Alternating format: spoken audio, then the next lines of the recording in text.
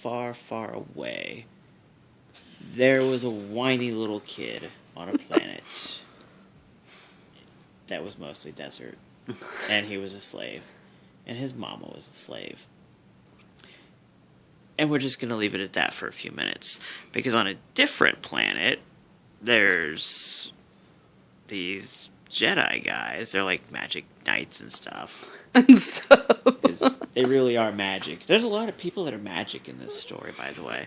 Yeah, a lot of magic. Continue. They get flown onto this little space station because there's these weird guys who are having this. They're doing a trade blockade on this insignificant little planet that just makes no sense when you sit and think about it. So they get flown in on a spaceship that looks like it's made out of barrels and 2x4s and painted red, which mysteriously blows up 3 seconds after it lands. But wood in space, I don't really see that not blowing up. And then they try to have little peace talks, which don't work out well. Can you do that again, please? I didn't miss that. Peace talks, which don't work out so well because there's people too busy trying to kill them. So they flee, and they wind up on this other planet, this little trade dispute blockade planet. And there's some little shootout, and they escape on a spaceship. These magic people, and for whatever reason, the 12-year-old queen of the planet, or whatever she is, and her entire cosmetic entourage, because, this is practical in the slightest. And then they're flying away in their little magic spaceship, which isn't so much magic as a technological, marvelous doodad thing. And then something breaks, and some little robot tries to fix it, but who cares about him? He's not the real star of these movies, he's not the real star of this legend or anything. R2-D2. Anyway, they wind up on this desert planet. Where the slave people are. Where the slave people live. And the head Jedi magic dude's like, I need to come up with a way to fix my spaceship.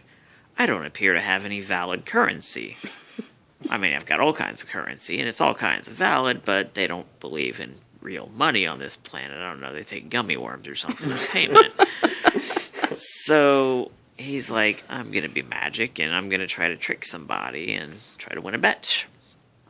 And be all shifty and dishonest about things, because really, when you sit and think about it, that's what happens.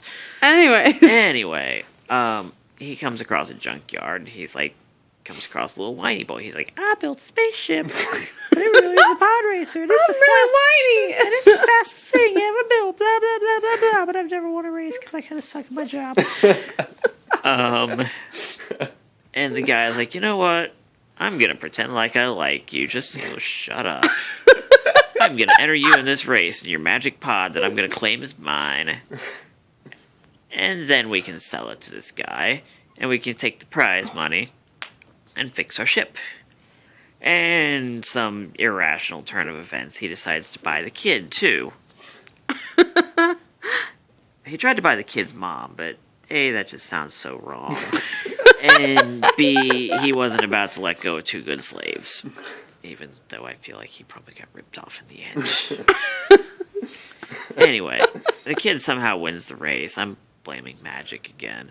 And they fix the ship, and there's some kind of fight that seemed to be just thrown in there to make this part of the story more bearable, because it makes marginally less sense than most of the rest of it. So, yeah, he gets taken back to the capital planet in the little solar system universe jobby, where the head magic Jedi man takes him to his boss and Samuel L. Jackson. And they're like, no, you can't do anything with this kid. He's worthless. Just throw him away. Because bad stuff's going to happen. There's no question about this. And he's like, no, I will do this. And then he kidnaps the kid that he rescued, and they go back to this stupid planet, which, again, I'm not understanding why this is pertinent to the story. So, for some reason, the kid steals a spaceship in a little fight on the planet, and head Jedi guy gets himself cut in half, and Little kid's like, oh, I'm gonna save everybody because I'm a pilot, blah, blah, blah, blah, blah. And everyone's like, dude, whatever, you got lucky, let it go. So magician people decide to train him and violate Samuel L. Jackson's orders and the little green puppet dude's orders. He's a little less dyslexic, he can't speak correctly. And then he goes on and has many merry adventures, culminating in this scary old dude trying to take over the universe and succeeding because people are gullible, and that's more of a metaphor of modern America, apparently. But anyway, yeah, he's all... he got married somewhere along the line, too. He's like, hey, I'm a whiny little kid. I'm going to marry a woman who's like 12 years older than me. Ain't nobody got a problem with that. Oh, wait, I'm not supposed to get married, so we have to keep it a secret. Shh, wifey, don't tell anyone we're married. I don't know how we're going to explain away the fact that we live together, but it's all good. That's modern America, dear. But Yeah, anyway. that is modern America. Anyway, so he keeps having all these visions of his mama getting beat up. So he goes and tracks her down, and he gets all whiny and finds her, and she's like, oh, I'm glad you came back for me. And then she dies, and he just loses it and murders a whole bunch of innocent, but not really innocent, sand people on his desert planet home thing, which I'm pretty sure they just went back to because they had the set, they might as well reuse it somewhere. So, anyway, he gets all up in this old dude who wants to take over everything's business, and they become friends, if you will. Okay. And so then he's like, gets all these weird dreams of his wife who isn't really his wife. She's supposed to be dying, and he's like, no, don't die, I will find a way to keep dying. But he doesn't actually bother telling her about any of this or anything. He just kind of takes it on himself to figure it out, which involves old dude being like, you need to be a bad guy, because being a bad guy is cool. And you need to just start by killing all these kids. Which he does, and allegedly agonizes over for a while, and he's all, no, I can't believe I did it! And then he cuts off Samuel L. Jackson's hands and kills him when Samuel L. Jackson's trying to arrest the old dude. Poor Sammy Jackson. He didn't even have a chance to swear. Which is really what he's best at. And then he... So when do we get the part about him growing up and stuff? We're getting there, Oh, okay. So then he's like, oh, I need to kill all my friends, too, because old dude told me to. So he comes up on his old boss, and they're basically on this lava planet for whatever reason, recreating the fight scene from The Lion King, except instead of Scar getting thrown off the mountain and eaten by hyenas, he gets cut all up and thrown in some lava. And old dude's like, oh, hey, I'm just mysteriously right here because, ain't no way anyone can survive more than 2 seconds having all their limbs chopped off and thrown in some lava. Except him, because he's magical. The way he didn't use the Force to magic himself out of the lava is beyond me. Never really got that far. Anyway, come on. And so he gets all fixed up, and I guess he didn't really advance through the levels of manliness so much as he was upgraded to a real man at that point. Because then suddenly he goes from being, I'm a whiny little crumb bump, to, no, I'm James Earl Jones. Suddenly a scrawny little white dude turns into an old black man. I don't know. So that happens here on the south side of Indianapolis all the time anyway, dear. Yeah, it does. Anyway. So then they go and manage to take over the galaxy, because freaking Jar Jar freaking Binks still existed.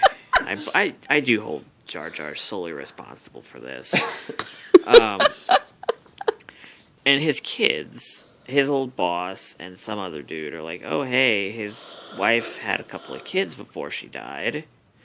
We should totally split them up and send them away. So then the family legacy continues with the slightly less whiny boy child growing up and on, of all places, the desert planet. She's got her own whiny moments, though, dear. Yeah, she does. Anyway. They blew up our planet. It's like, They blew up her planet. it's not like the whole world revolves around her anymore because it got blown up. She should just let it go. Anyway, so he, This is real life. whiny little boy child's like, oh, I'm gonna go find this old dude who is apparently my daddy's old boss.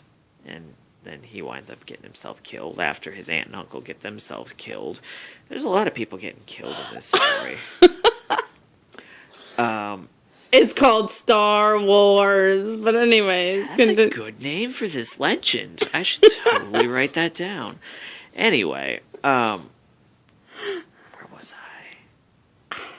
When his aunt and uncle die and he dies. Yeah. And, okay. He does well. He doesn't die, but So he winds up going, and his dad's old boss gets himself killed trying to confront his dad, but he doesn't know he's his dad yet. It's very complicated and convoluted. So after that happens, little whiny boy child winds up in the swamp where he's like Stick's like boss, teaches him some things, and he's like, I can't do it, I'm too whiny. And Green Dude's like, dude, look, I'm living in a swamp and I can lift up a spaceship with just magic. If I can do it, you can pick me up and run through the forest with me on your back, because I don't weigh more than a sack of potatoes. So he does, and then he's like, oh no, my friends are gonna get killed, I need to go save them. And Green Dude's like, just, no, you're gonna make a bad end. But he runs away anyway. He's like, oh, I promise I'll be back. And Green Dude's like, Green Dude's like, where's you the and part one where he gets hand. to the car accident? Oh yeah. Before he winds up on the swamp planet, he gets caught up in a car accident, gets his face all jacked up, and then ends up on this ice planet, which his dad decides to just, hey, there's people here. I don't know who they are. Let's attack them anyway. Then he winds up in the swamp, and then his friends are in trouble, so then he has to go save his friends. And his pirate buddy gets all trapped up in metal or some crap. Ain't nobody knows what that's about.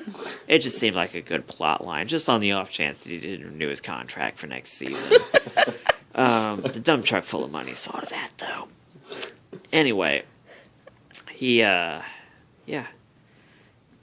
whole conversation goes, I'm your father. He's like, you're not my father. What proof are you that you're my father? And then his dad cuts off his right hand. He's like, you're left-handed. See, you're a Skywalker. This is how we roll in this family. We just chop bits off of each other when it's convenient for moving the plot on. And he cries and throws himself down a chute. And he's like, I'd rather die than be your son. So be it. And then his friend rescues him. And then girl child, who's his sister, which was a little awkward when he was thinking about falling in love with her, but inevitably decided it was probably for the best that he didn't. At that point, he finds out that she's actually his sister, and he's like, I'm so relieved I decided not to fall in love with her, because that would have just been so wrong. Oh, and we're twins, which makes it even weirder. Anyway, yeah. And then they overthrow the Empire with teddy bears. Because for whatever reason, they're like, oh, we're going to build our new planet-killing space station, but we're going to do it around a moon on a planet, and we're going to make a shield that shoots up off the planet, because that's an all-intelligent use of resources.